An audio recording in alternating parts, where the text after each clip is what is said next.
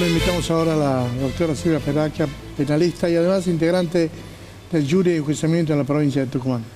Doctora. Daniel, buenas tardes, un gusto enorme compartir contigo esta mesa.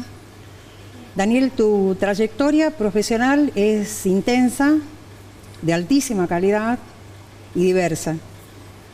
Periodismo de investigación, cobertura de sucesos internacionales de gran trascendencia y nacionales también, actividad académica, cobertura de causas procesales de gran envergadura, autor de libros, coautor, membresías, pertenencias, etcétera, etcétera.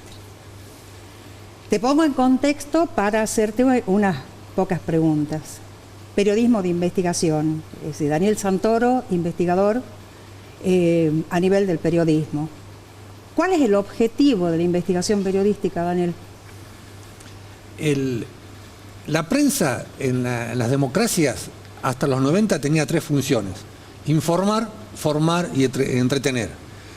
La cuarta función empezó a ser el perro guardián de la democracia, es decir, poder hacer investigaciones para que los poderosos de la política, de la economía, del deporte, rindan cuenta de lo que hacen con los fondos públicos o lo que hacen con el discurso público. Yo creo que esa es la función, descubrir los muertos que tienen en el placar, es una metáfora, ¿no?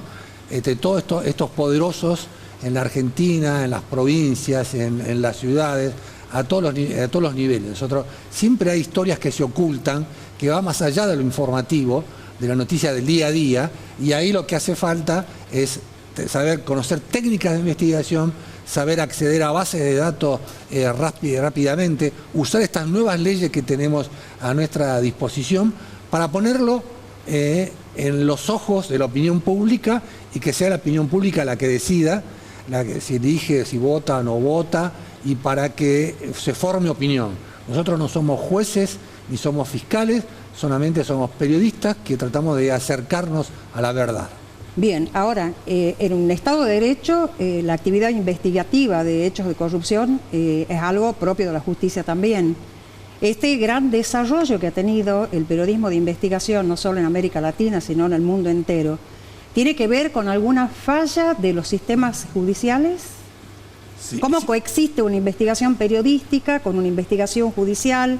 ¿Se retroalimentan? Sin lugar a dudas hay una retroalimentación, ¿no? Por ejemplo, yo cuando hice el caso de la venta ilegal de armas a Ecuador y a Croacia, estaba publicado en Clarín, se habían contrabandeado 6.500 toneladas de armas y municiones a dos países en guerra, a Croacia y a Ecuador, y los jueces y los fiscales estaban en la tapa del diario. Nada. El abogado Ricardo Morenzán tomó mis notas y hizo una denuncia penal. Entonces, esa denuncia penal empezó a ser una fuente de información de las cosas que yo iba averiguando por otro lado. Y los que decidieron condenar, después de 16 años, condenar a Menem a 7 años de prisión, fueron los jueces, no fuimos nosotros los periodistas. Lo que yo le conté nada más fue el contrabando de las armas, cómo se pagaron sobornos, cómo se constituyeron empresas fantasmas en Uruguay para esconder a los verdaderos dueños de este desvío de las armas. Yo creo que es muy importante que la justicia colabore con el periodismo, no institucionalmente, pero sí como fuentes de información.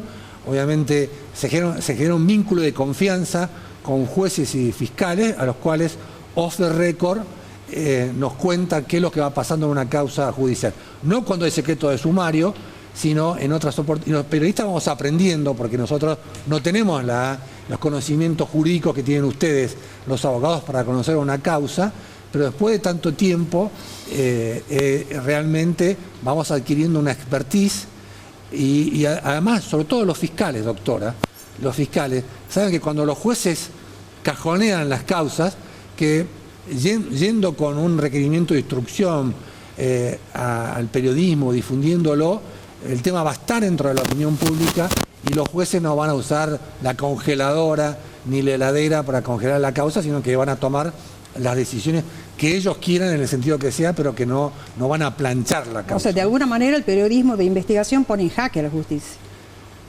Yo creo que la apura, porque son tiempos distintos, ¿no? Nosotros tenemos que escribir para ayer. ¿no? Y el juez tiene un código procesal que tiene que respetarlo, tiene plazos, pero ¿qué pasa? El juez lijo. Daniel, me estás hablando de 15 años, 18 años. ¿Te imaginas los plazos de los jueces? Bueno, ese es el gran tema. Hasta el gobierno de Macri, yo no soy macrista lo que voy a decir, pero ahí hubo un cambio cuando, porque ¿qué es un juez federal? Es un abogado con dos secretarios letrados que son abogados, con los otros que son abogados. Entonces, estas causas de complejidad, porque la corrupción no es que un político se le ocurre ser corrupto y mañana tiene $1 millón del Estado, no, tiene un abogado que lo asesora, hay estudios jurídicos que se dedican a armar empresas fantasmas en el exterior, contadores, recién hablábamos de la Rosadita, es decir, hay una estructura armada para facilitar la corrupción. Entonces, ¿qué pasó en el gobierno de Macri? La Unidad de Información Financiera, el organismo antilavado, colaboró con el juez Casanelo. Suiza trajo los comprobantes de todo lo que decíamos los periodistas era cierto, de que había $55 millones en Suiza.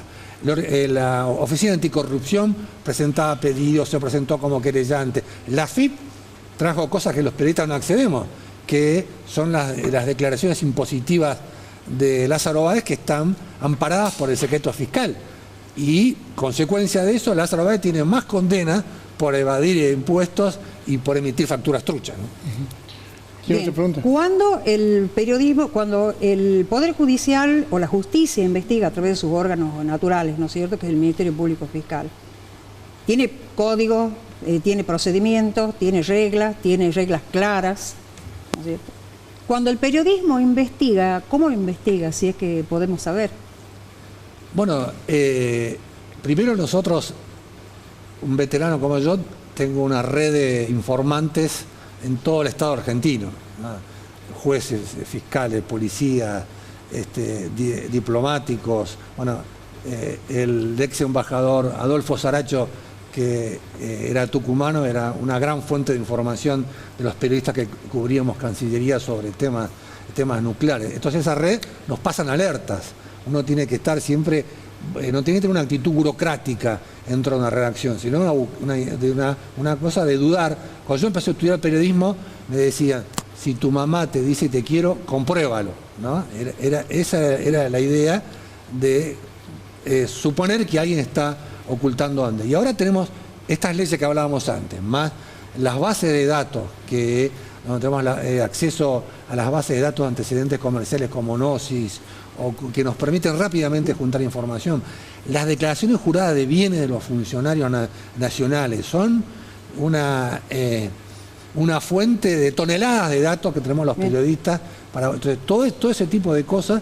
Y yo ahora estoy en otra etapa. Yo preparo periodistas jóvenes más que hacer mis propias investigaciones. Y se ha creado ya un pequeño ejército de locos que andan por ahí hurgando. Daniel, el periodismo de investigación, el periodista que hace investigación, ¿no es cierto?, previo a la difusión de la información que ha colectado, ¿tiene el deber ético de pasarla por el filtro de la comprobación? Sin lugar a dudas. Todo lo tenemos que chequear. Nosotros tenemos un artículo de la Constitución, que es el artículo 43, ¿no?, que es mi número preferido para la quiniela, porque varias veces que los jueces me han presionado, yo me amparo en el secreto profesional del artículo 43. Nosotros tenemos que ser respetuosos de las leyes, respetuosos de los procedimientos, no tenemos que utilizar métodos ilegales para conseguir información. Yo estoy en contra del uso de la cámara y el micrófono ocultos, pero sí, obviamente, de un trabajo intenso que necesita mucha más dedicación que la búsqueda de una simple noticia. Bien, ¿no? Dos preguntas rápidas, rápidas. Periodismo de investigación nos queda muy clarito. Sí. Tuviste una gran actuación también como periodista, cubriendo el juicio más importante que pasó por la República Argentina, que fue el juicio a las juntas. Sí. ¿No es cierto? Bueno, esa amplia experiencia, a partir de esa amplia experiencia, ¿cuál es la posición ética que tiene que tener un periodista cuando difunde públicamente lo que pasa en el marco de un proceso judicial y lo está cubriendo? ¿Tiene la obligación de pasar noticia completa, íntegra, objetiva, ¿O puede parcializarla? No, nosotros tenemos que informar. En este momento hay un periodismo de opinión. Lo que más existe en los medios audiovisuales es el que baja línea, fulano es un chorro, el otro es una chorra. A mí nunca me va a escuchar utilizar el adjetivo calificativo. Tenemos que mostrar hechos comprobables.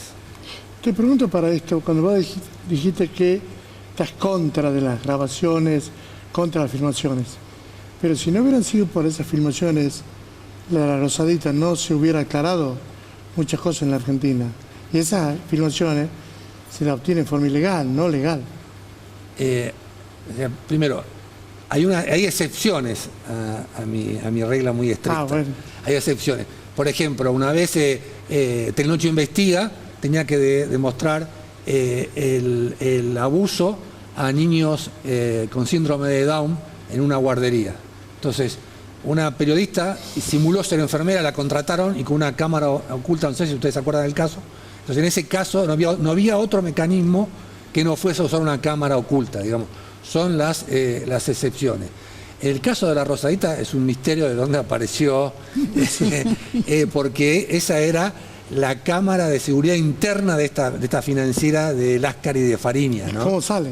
Claro, eso es otra historia, pero en general hay, y siempre tenemos que tener la versión de la otra parte, la tenemos que publicar. Tenemos que respetar, no publicar el nombre de menores ni fotos de menores en las casas, respetar el secreto de sumario, pero yo sé que hay periodistas que violan esas normas. Bien. ¿El bozal legal, qué opinas vos? No, eso no. Excepto en temas de vía privada, el bozal legal no debe existir. Todos tenemos que someternos al escrutinio de la opinión pública. Gracias. Vamos a una pausa nuevamente. Gracias, Victoria. Muchas gracias, Germán. Gracias, Daniel. Un gusto. Vamos a una pausa y volvemos para seguir hablando con Daniel Santoro.